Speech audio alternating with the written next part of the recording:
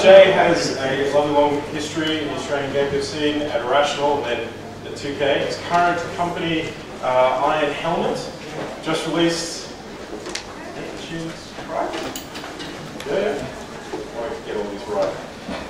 And today he's here talking about how to go from a team of 50 to a team of 1. He asked me to keep the intro brief, so that's the intro. So ladies and gentlemen.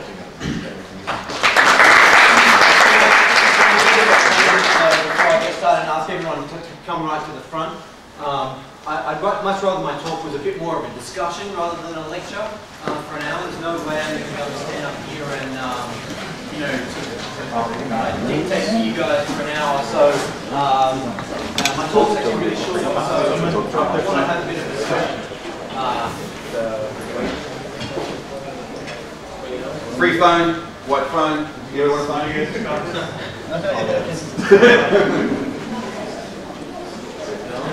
Thanks very much. Okay, so in the theme of the conference, the theme of the conference is the journey, so I thought I'd come along and talk about my journey, which was from working in a sort of a large studio environment. 2K was 50 or 60 people, at its height there in Canberra. To working just by myself at home on small games that I was passionately interested in. I hope to explain why I found working in small teams and by myself, really rewarding, much more rewarding than working in the studio environment in the large teams. And I hope that by the end of the talk, you guys will be much more excited about where the industry is going and the opportunities that are in the industry at the moment to, for you guys. So I want to talk about, I want to sort of highlight the differences between working in a studio environment and working as sort of an individual or in small teams. And I want to do that by actually talking about two things that I think are sort of constant between the two things that are actually sort of the same. Universal constants when making games, I guess. I should probably also say that I didn't hold back at all. I'm just sort of putting it out there, and I hope to, I guess, create some lively discussion. I welcome you guys to tell me I'm full of shit. Halfway through, I sort of break and we, I want to throw it out to you guys and get your opinion, get your thoughts, because I know a lot of you are in the same situation as me. You've done your time in a sort of a big studio. You know what that's like, and now you're sort of working for yourselves or in a small team. Yeah, I'd like to get your impressions as well as mine. That part of the talk is quite short, and so I'd like to stop for some discussion in between. If there's not much discussion, and there's a bit of time left at the end, I've got some notes that I can go into about, the pros and cons of indie development versus studio development, and why you might want to become an indie or shoot for a studio, find a job. But I don't think that stuff is really as interesting. So I hope we don't have to get too far into that stuff. Okay, so first thing I thought we'd better talk about is who I am and my background. I actually didn't know I wanted to be in games, at a really young age. I knew I enjoyed games, obviously, but I did the sensible thing, and I went to university and got a degree in industrial design. But even while I was studying industrial design, I was building 3D models of telephones and products and things like that. But I was always sort of like using games as inspiration, and found myself working at a company called BII in Sydney. I don't know how long ago was that, AJ? Like in the late 90s, I guess. 96, 97. And BIO was a sort of a big animation company in Sydney. We were building sort of low polygon characters to animate real time in kind of like a flash browser. I worked on you know, Ace Ventura cartoons and Xena cartoons and things like that as a 3D modeler and animator. Then after that, in sort of the late 90s, maybe 2000 or so, I moved back to Canberra, my hometown, and got my first real games job, which was, I was really lucky. John Shea was setting up Irrational Games in Canberra to build their first Australian game, Freedom Force. I was hired as the lead artist on that game. I was one of the first employees. There was only 2 or 3 people on the ground when I started, and so it felt like a nice little family environment. It was just a small group, struggling to prove ourselves in the games industry and work out how to make games. I worked at 2K at Irrational Games, which later became 2K Australia for nearly 10 years. And in that time, I saw the studio grow from that, little family to be that sort of big studio environment, 50+ people. We worked very closely with, what we were calling our sister studio in Boston, and they had another 50 or 60 people, and a new studio towards the end in Marin, and China as well. So we had, we had quite a large sort of. The family became very large. There was. 150, 200 developers that we were working with every day, all on the same games. I worked in a variety of roles over the years. I moved from the art sort of into the design side, and then eventually into production, managing games and managing sort of cross-discipline teams. When John Shea moved on after selling 2K, his contract expired. I had just happened to be the most senior person in the studio and sort of was left to run the whole show for a little while. The last game I worked on at 2K was the vertical slice of Xcom, which is in development now. You might have seen that in the press. And sort of my last duties at 2K were to fly over with the creative director and pitch Xcom to the management in Marin, and we got a green light for that project, and I'm very proud of that we got that project through the approval process, and it was greenlit for full production, led by the Australian studio. The best thing about working at 2K Australia was the guys, the guys that were working with the team. We had, in that time, we'd all sort of grown together, and we didn't have a lot of turnover like a lot of Australian studios.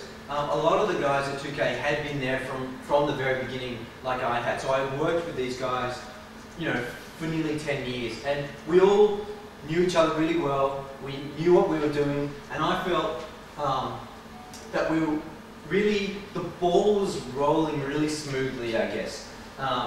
We sort of knew how to make these big console games. After Bioshock and Bioshock 2 and numerous prototypes for Xcom, we really understood our tools and our chain. People understood what their responsibilities were, and we had this really solid team of leads that made my job really easy as their manager. I really didn't actually need to do anything. I just delegated everything to them, and they knew what they were doing. So, I wanted to point them out. That was what was really enjoyable about working at 2K, those guys. But I left. After that, after pitching 2K, after pitching Xcom, I sort of realized that I wasn't enjoying myself very much anymore.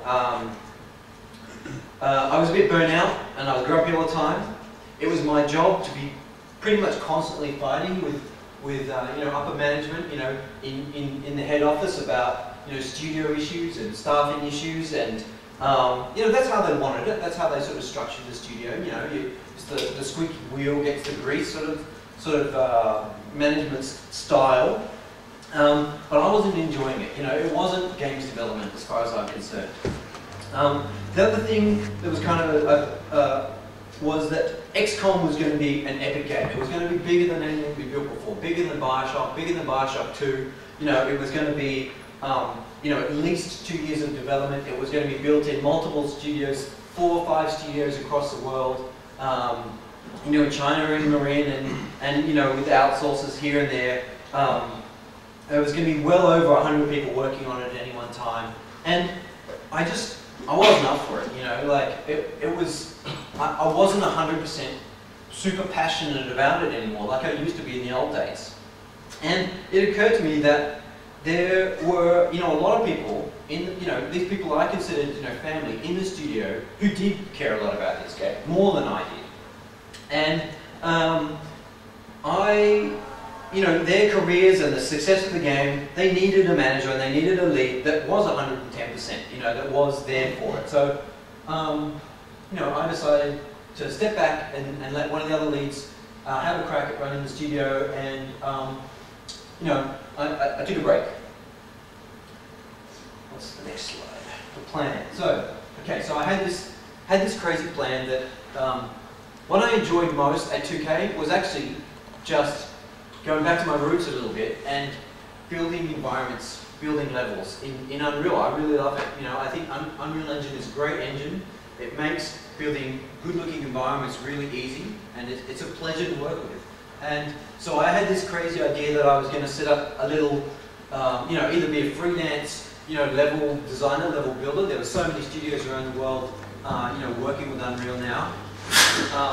That there might be room for sort of a freelance guy, or maybe a little small outsourcing studio, and we could be specialist sort of, level builders. We've learned a lot about Unreal. We've worked with it on like 5 or 6 different projects over the years, so we sort of knew what we were doing, and I really enjoyed it.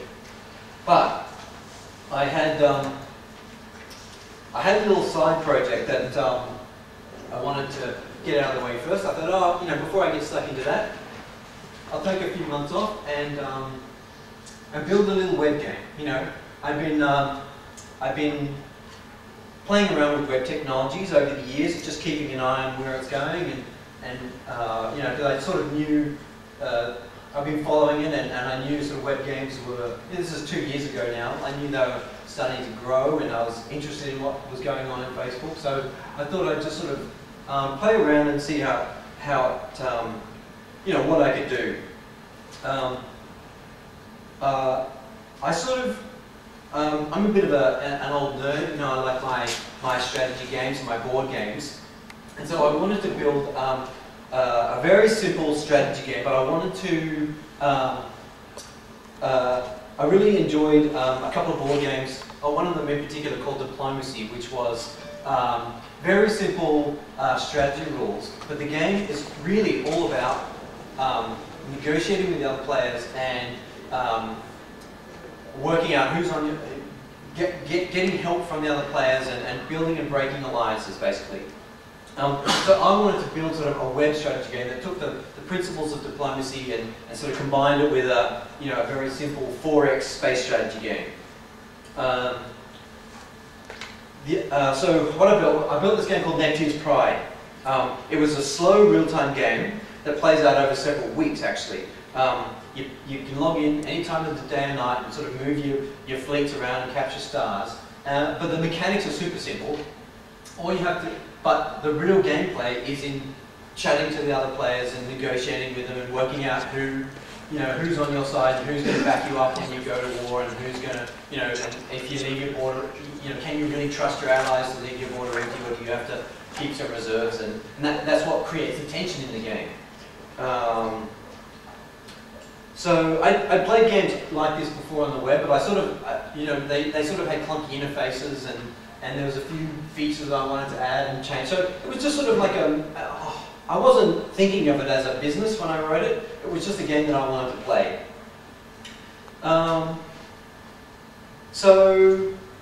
I played it with a few mates, and I sent some emails out. I wanted to get a few, it was only 20 of us or so playing it, and I wanted to find some more people to help me test and prototype.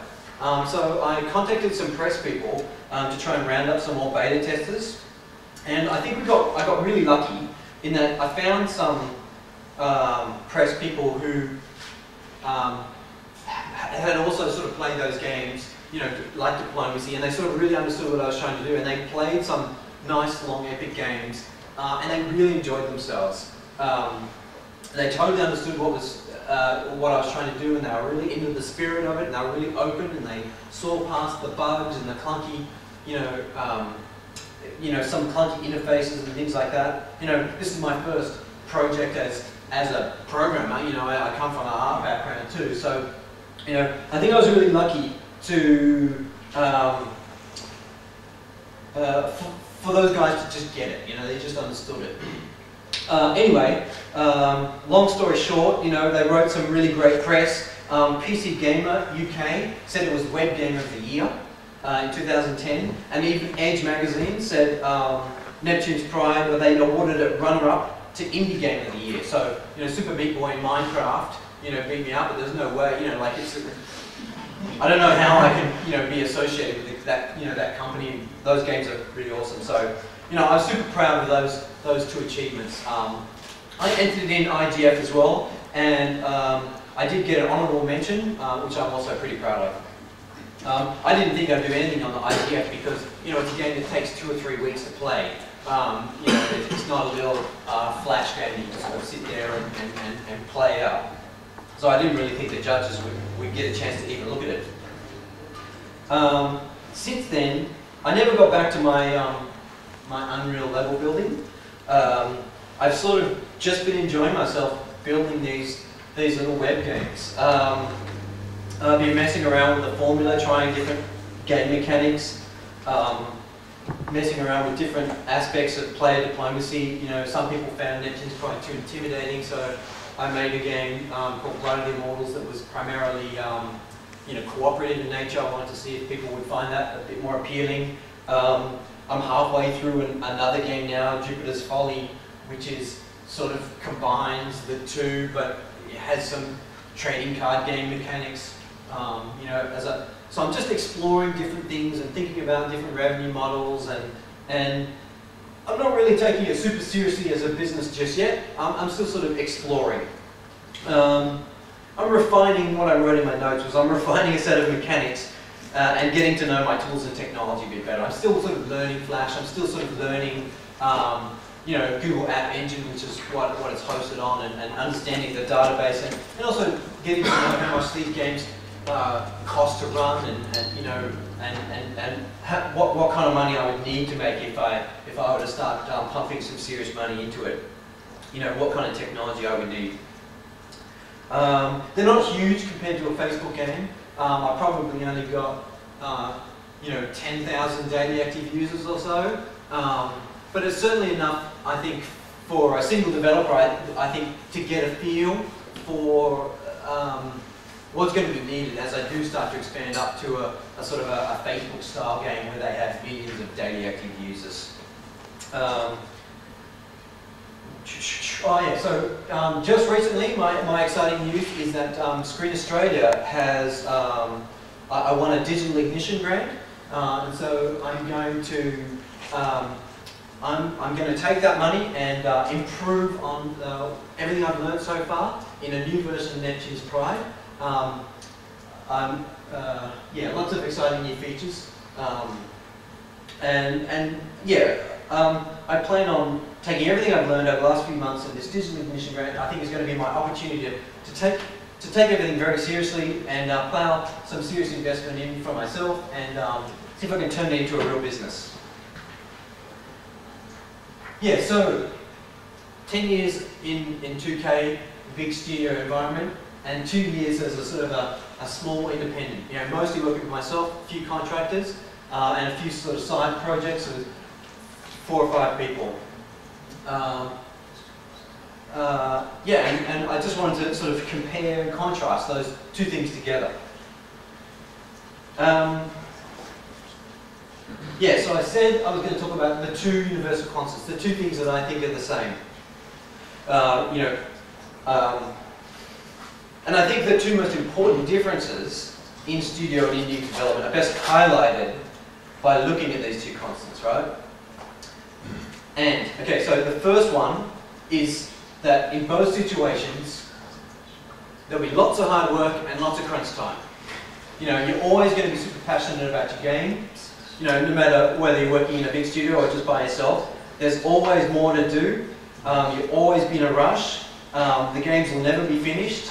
You'll always want to just push it that far. You know, you're always going to be super passionate about what you're doing. So I think that's a constant, right? That's not going to change. The other thing that I think is the same, hold on, are the players. I think that even though it might not be the same person, I think people are sort of fundamentally the same. And the amount of time I think that are spent on a big studio game or a big AAA console game can be the same amount of time. They can get the same amount of enjoyment. They can enjoy the same amount of story as they do in a big console title. So I propose that the other thing that's sort of the same is that player enjoyment, the amount of fun that a player can get from a video game. Okay, so, but when you look at these two constants through the lens of independent development and publisher-backed studio development, I think they highlight the two most important differences. Firstly, your hard work, all that crunch time, I think has a completely different value in the two systems. And it's also rewarded completely differently. The second is I think that the amount of time you spend creating things that the player will see and experience, the ratio of game developer effort to player enjoyment is completely different. Okay, so I say that I think the crunch time has a different value because I think in a big studio environment, your effort is watered down. There's a lot of people in the chain. You're working with 200 people, and not all of them are as passionate and hardworking as you are. You know, there's going to be marketing dudes on the other side of the world who are working on 10 games at once. You've got people who people further up the chain and people even below you. You know, they're all working and all have different levels of interest and passion about the game, all different levels of expertise. And so every slacker in the chain, I feel, is watering down your efforts, right? It makes it feel like, you're not getting as much bang for your buck. The reason I say it's valued differently, obviously rewarded differently, is because, in the studio model, a studio pays your salary, and maybe you get some bonuses, maybe some, but really the risk is all on the studio. When you're an independent developer, the risk is all yours. But the benefits of that is that so are the rewards, right? In the studio model, it doesn't really matter how late you work or how hard you try. You're never going to make $1 million. You're only ever going to make your salary plus maybe a small bonus if the game sells a couple of million units. With the indie model, every hour you crunch, every late night is an investment in your own game, in your own asset. And if you sell $1 million, units, that's $1 million of your own dollars. You get to keep it all. I mean, it goes without saying, but to me, it's sort of it's the most important thing. That's why I wanted to highlight it. You're directly compensated for your hard work. That's not necessarily the case on Big Studio.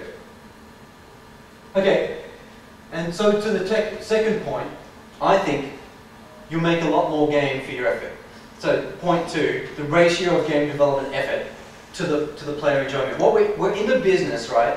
The reason we got into the industry is to make fun for the players, right? Give them something interesting to do. Tell them stories. And I argue that a player who enjoys 8 hours of an indie game, you know, and 8 hours of a AAA game, it's about the same. There's about 8 hours of puzzle solved, 8 hours of story told, and I think that's equivalent, as far as I'm concerned. So if 100 people take 2 years to make an 8-hour game, and 2 people take 1 year to make an 8-hour game, I argue that those 2 developers are actually 100 times more productive, you know, 100 times more efficient than a large studio model. That they've done something, you know, they've spent their time 100 times more efficiently than working in a studio. And that's, you know, why I came up with the crazy title for the talk. You know, it's the awesome power of no meetings, right? Because it's this stuff that that's not making games, you know, is where the rest of that time goes, you know. Planning, scheduling, debating, documenting, presenting, you know, like, it's all super important stuff. When you've got 200 people working on your game, it's vital. You can't build a game without that stuff. But from the perspective of an individual developer, you know, a guy, you know, who just wants to make games, make fun for people, you know, that stuff really is, that's not making games. That's organizing other people to make games. So to me, I think it's kind of a waste of time.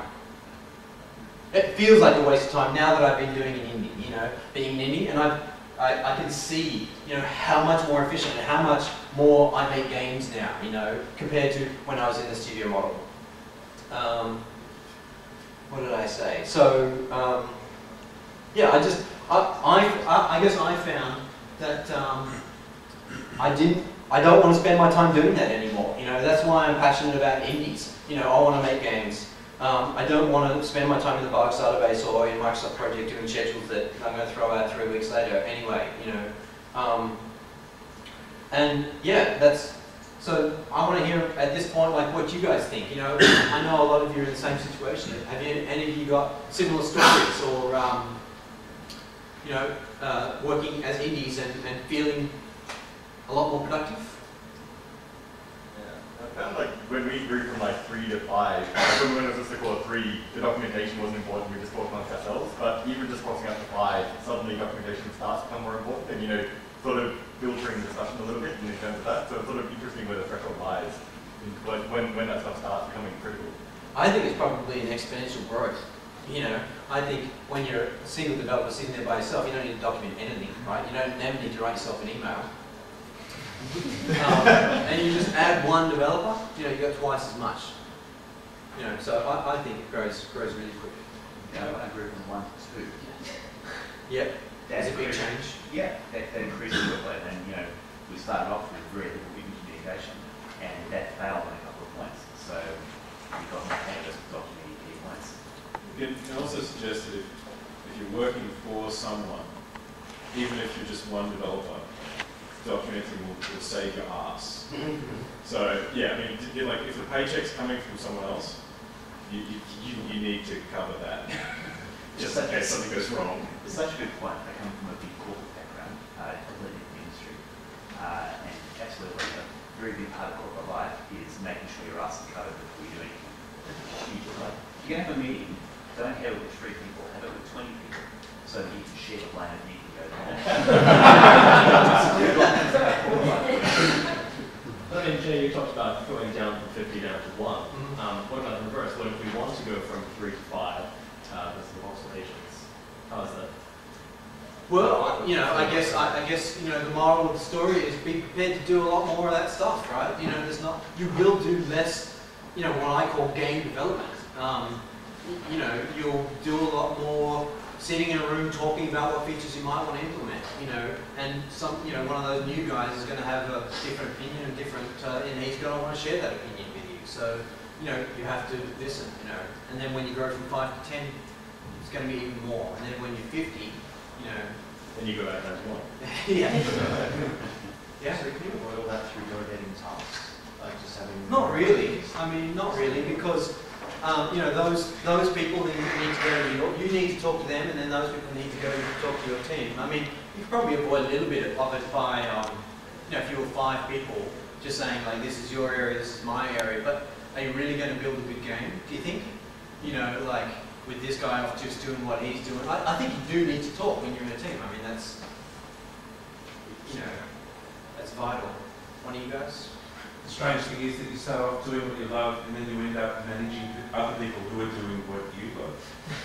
Yeah, well, that's my story, exactly. Yeah. You know, I like building Unreal levels and I ended up, like, on the phone every day, you know, fighting with people, you know. So are you arguing just to stay small? I guess there's this weird sort of conflict, right? As you get successful, you get big. As you get big, you've got to coordinate. So are you sort of saying, for you personally, you just want to stay small? Yeah, I think, you know, I had some lively debate, you know, over this issue. People were like, oh, you can't do it, you know. If you earned $1 million tomorrow, of course you'd grow. Of course you'd hire 10 people. And I'm not 100% sure I would, you know. It's kind of that, you know, people call it a lifestyle business, right? You know, and they scorn it, you know, like, you know, you wouldn't want to do that. But I think I'm at that point in my life where I'd be quite happy with a team of 5 or 6 people if all 5 of those people were earning a decent living and had some stake in the game and you know, that'd be fine for me. You know, I don't have any ambition of having a team of 50 people to manage anymore because maybe I would consider it. You know, like never say never, right? Like if I had a really great partner that I trusted, you know, and a good business manager and a great producer who I trusted to do that, and I could just be the guy, you know, the lead designer, you know, you hear about it in some studios, you know, the Molyneux or the, you know, whatever. They are just doing the game development and all that shit just gets out of their way and they don't attend meetings unless they want to, you know. Sure, you know, but I think right now in my life, I quite like the idea of just, you know, a really small studio and people actually making the game and talking to their players, you know. But hey, I can say from personal experience, I work with a company in the US. They make a game called Pocket Cup on iPhone. Dave Casanova, who's the CEO, has the exact same sort of approach that you have. And he's basically fought getting big. So he's licensed his IP across the board, different handsets, etc., just so he can keep a small studio. So it's possible, but I think you have to be very deliberate about it. There's another big change that I've experienced in the last year, which I've gone through a very similar process to Jay, that we went from 150, when I was working on the same project, I was the art director on Xcom and at 2K's project. So we went down to 3 people, and the stress that position I had and dealing with all those people and 50 emails a day and all that turnaround just dropped when we left. And we were actually in a much more vulnerable position financially and we were doing things a lot more risky, but my hair stopped going grey and my stress levels dropped and my relationship was much better. Like it was a very life-changing kind of thing for the better. Well, so far. But yeah, I think that's another factor. Seeing the stress, right? Yeah, all the stress. But it's a different stress. It's a different stress, but you own that stress and exactly. you're a person inside of it. Yeah. I just, out of curiosity, what is your future plan for your investment company? Like, are you planning on, at some point in the next couple of months, couple of years, taking on 1 or 2 more people, or are you hoping that it will get bigger, or would you really love to just stick by yourself and keep working on things? Because you can really like, yeah, that's. Yeah, well, it is lonely just working by itself, you know, and I do enjoy talking to people. And right now I'm working on a project called Card Hunter with my old boss from 2K, John Shea. And, you know, he's got 3 or 4 people on that, and we do have some meetings, you know, you need it when you've got a few people. And it is great talking to people, you know, like it can be quite isolating, I guess, you know, just sitting there by yourself. And quite hard, you don't get to talk through the issues, you know. You do miss out on some things just sitting there by yourself.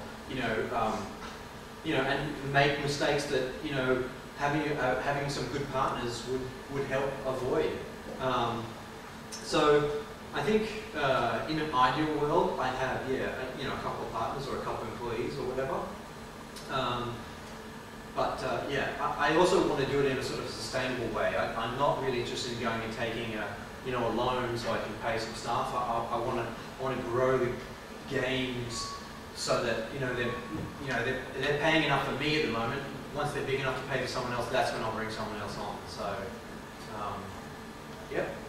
Yeah, we're finding as we get slightly larger, I'm from Fox Agents as well, that we have to have some amount of meetings and some amount of documentation. But it's not necessarily a bad thing either. Like, the meetings are game development to us because we're talking about a game, we're brainstorming, we're coming up with new ideas, provided that we always test the ideas as soon as possible. Like, it's never about a grand plan or a documentation that we'll be dealing with for the next 6 months, provided like the meeting turns into a game development action right then and there, then it's fine. Like, having a bigger team's not necessarily bad in terms of creating overhead, provided you're always producing. Oh yeah, I'm not necessarily saying one thing is better than the other. I think, I think both are valid. I'm just saying, like, I discovered a passion for gaming again, when I cut out all that stuff. I discovered it wasn't super critical. And I think, when I talk about a team of 1 or 2, I think 5 or 10 is sort of in the same sort of ballpark. I think, and that's a lot of people here, and a lot of that's what game studios are in Australia now. And I think it's the 50 and the 100 and the 150 studios that I think it was just mind-bogglingly frustrating and boring. Like, I think you can treat the team of 5 as like 3 or 4 teams of 1 or 2. So you can still get that individual experience where you are the designer, so you go and design everything. You are doing additions, you do all the music. Whereas in a 2-person team, that's not the case. If you very much get on that 5 to 10 scale, then all of a sudden you've got programs and you have to add all the element goes with that. Yeah, absolutely. I played Neptune, right? What is the revenue model for it? I've played with a few different things. I didn't build it with a revenue model in mind, right? It was a project for myself. I just want to play it. I didn't have virtual items to sell, and I haven't actually built any of my games, with that model. Neptune's kind of started out with just a sort of a virtual currency because I read on the internet that's what it's all about. I didn't really have anything to sell, so it's like a board game, and games last 2 or 3 weeks each. So I charged currency, a few credits to start your own private game, customize some of the settings, and change, the table, tree a bit. That was okay. For my next game, Blood Immortals, I actually switched to a kind of a premium subscription thing because I was really sort of fighting against the, I would never pay for virtual items in a game, and I didn't really understand it. My games are sort of for hardcore players and not for sort of the Facebook mums. So I sort of experimented with just a premium model to see how that did, and it did just as well, I don't know what's the right revenue model for me. I started playing around with stupid as folly with cards because I thought, if I encapsulated a lot of features in the cards, I could grow that game to be something where I could have virtual items to sell. But that's one of the challenges that I face as a super small developer in this kind of space, in this web game area, is that I didn't feel I had the capacity to build a large number of items and a lot of content that I could sell, lots of little things. Mm-hmm. I think freemium is the way to go. I think I do think people should be giving their stuff away for free and ask for money later. I think it's just an extension on the old shareware model. So I'll always have something like that where you get 90% of the game for free, and then I'll ask for a couple of bucks for a bit more. The secret, they say, is to have something there for the whales to spend money on. Right, so I've got actually 4 tiers of premium subscription. You get 1 month for $10, where you can get 3 months for $24, and 6 months for $36, and 12 months for 48 or whatever, and I get plenty of $48 sales, and you know, just you don't get anything more, you just get a little bit longer, and you know, I think there are a lot of people out there who are just like, I love this game, I want to support it. So, you know, I think that's something for everyone to keep in mind. Yeah. So I'm sure you asked this a lot, but in the beginning stages of when you were planning on doing the UK, when you were Yep. when you were starting off with Neptune's Planet, how were you finding that? Were you running off your salary from 2K, or did you have other sources of Yeah, that's an important point actually. You know, I was very lucky to have some savings. You know, after working, you know, a lot of people who have been working in that big studio environment, you know, for so long, you know, they've got the big mortgages, they've got the families, you know, they're set on that path. And I was quite lucky. You know, I had some bonuses from Bioshock because it did really well, and I was sort of in a life situation that allowed me to go a year without really much money. You know, so I think a lot of people. I think I had an opportunity that a lot of people wouldn't necessarily have. But I actually, sometimes I encourage students to give it a go first. You know, I've done some lectures out at QUT in Brizzy, and sometimes a student asks me, you know, like, oh, I'm not really sure whether I should go and work in the studio or go and work in indie. And my answer to those guys is always like, well, for a start, like, it's not really a choice, right? You're an indie developer until you've got your job in the studio. You're not just going to sit at home and wait for a studio to hire you. So you might as well start releasing iPhone or web games or whatever it is that you're interested in, you're passionate about. And you know, secondly, like, you know, you've got an opportunity now to be an indie that you might never have. You know, once you've got your family and once you've built your house. So the reason I'm not too sure whether that's good advice or not is because I don't really remember how dumb I was when I first finished uni. I don't really remember like how much I didn't know about game development or about working. You know, like you know, I do teach some courses at QUT, and you know, the kids don't have. I say kids, but you know, the 20-something, whatever. You know, they don't have the same sort of work ethic that you develop working in a big studio for a long time. You know, it's no problem for me now.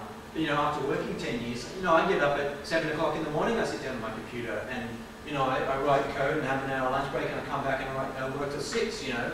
Like, I don't know whether those students or those young people really understand that that's what working is, you know. I certainly didn't at university and my first few years of work, but that's just natural to me now. That's, you know, I guess that's what I was saying is that, like, that hard work and that crunching, that's just a concept, that's just what you'll do because, yeah, I think that's just sort of, yeah. You said you started Neptune's Pride as a game for you and a few mates. So I guess you chose to do the labs in Flash because that was an achievement in the environment to get going on. Yeah. If you rewound the clock 2 years and thought, hey, I want to do business with this, would you make the same choice? Yeah, I think so.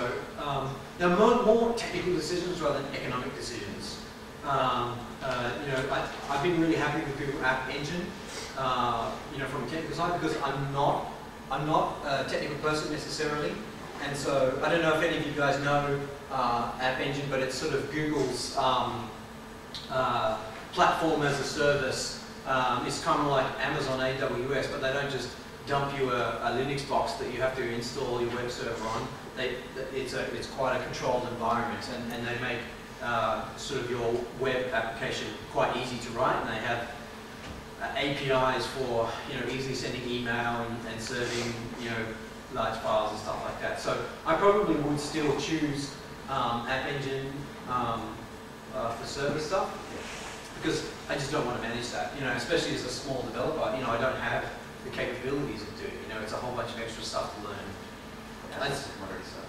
Yeah, I still think Flash is right now is probably still the right platform for a web game.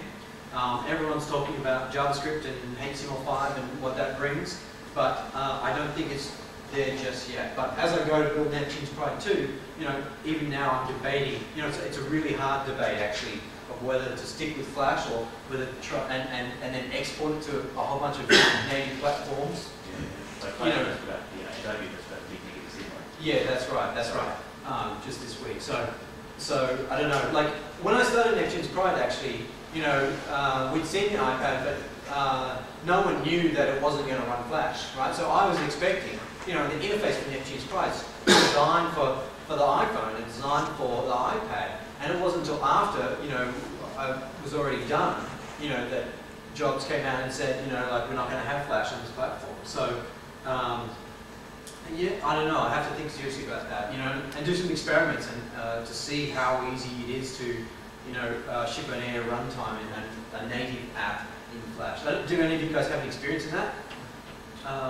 When you're lonely, I reckon. Yep. Hit me up later if you want to. Yeah, I will. Yeah. I just I'm a student, and our group we just put out a game. It's not a very long one, but.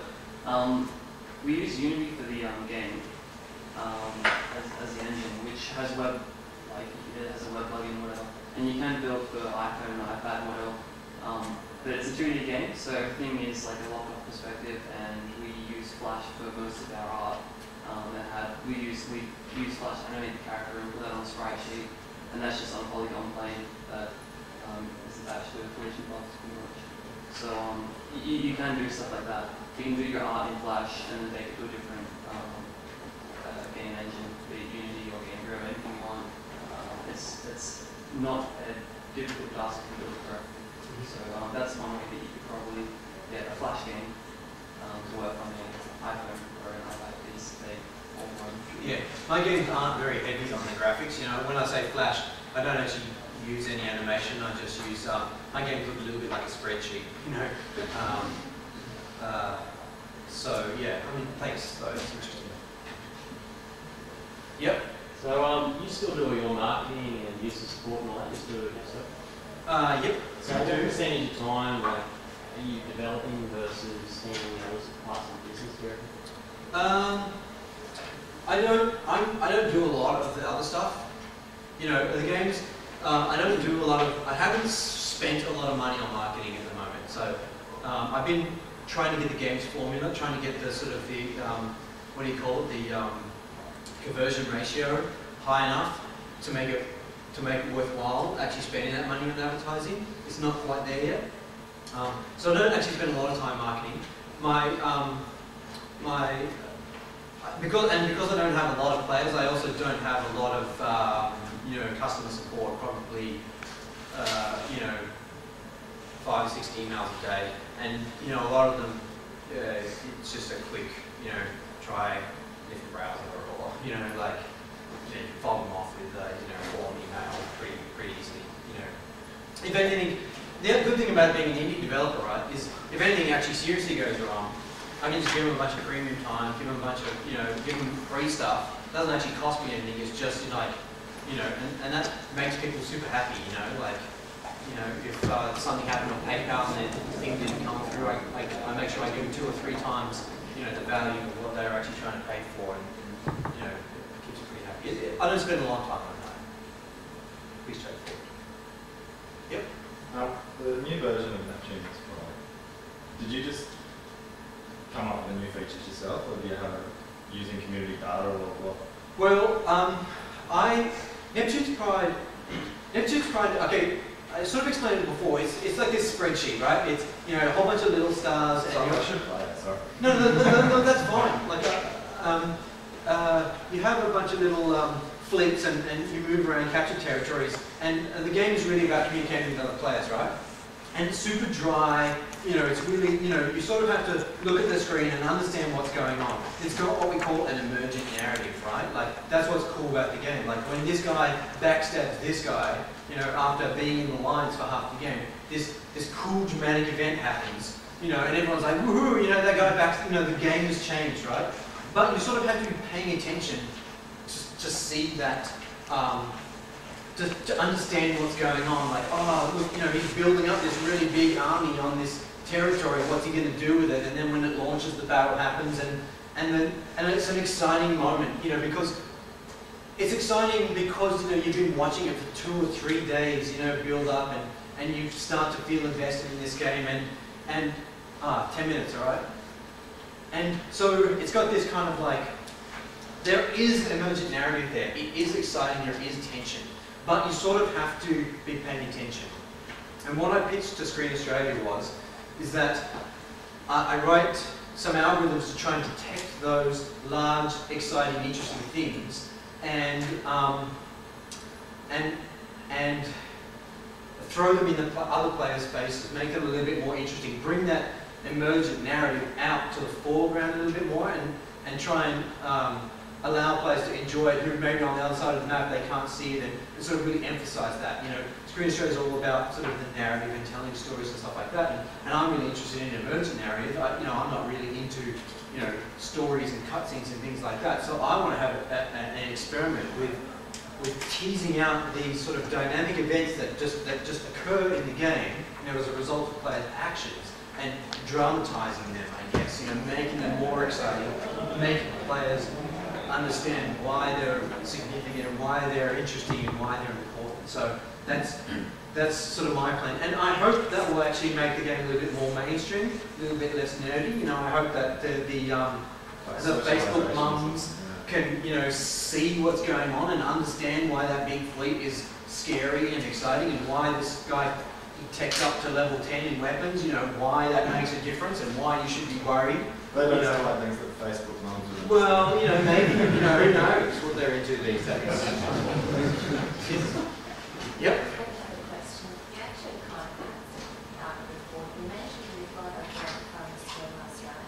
Like, I'm just interested in how you get that. Like, is it a funding only for indie games, and or do they want to see? They're giving a lecture during the conference sometime. I think it's tomorrow, so I recommend you go to that. I'm sure they'll answer all your questions. 150. Okay.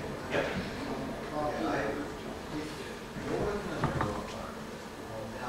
Have you managed the whole, you thought about very well, very up to the adults issue of... Well, okay, yeah, that's interesting because I never really agreed with that. Like, I'm in the business to build the games that I want to build. People, you get a lot of business guys coming into the industry and saying, you've got to build what the market wants and you've got to listen to your players. But I don't really agree with that. I don't care about that. I just want to build the games that I want to play. Sometimes it's a little bit hard to take a step back and realise that a game is not, that a feature is not very good. And I built 3. Sometimes I do need to go and do something else for 2 or 3 months and come back to it, and before I realise that something was stupid or it's not very good. And sometimes I never get a chance to go back to it. Jupiter's Folly, my latest game. It's playable, it's on the net, I've got some beta testers helping me out, I know all the things that are wrong with it now, but I haven't had a chance to get back to it yet because I've committed to some other bits and pieces, Card Hunter and some things like that. So, I hope to be able to get back to that. And then there's Neptune's Pride. So, I got heaps of work coming up, but sometimes you just need to sort of take a little bit of a step back. But I think you guys know games, you play games, you just need to look at them critically, and I don't think it's too hard. Last question. Any other questions? That might have been the last question. Thanks everyone. Thanks for helping.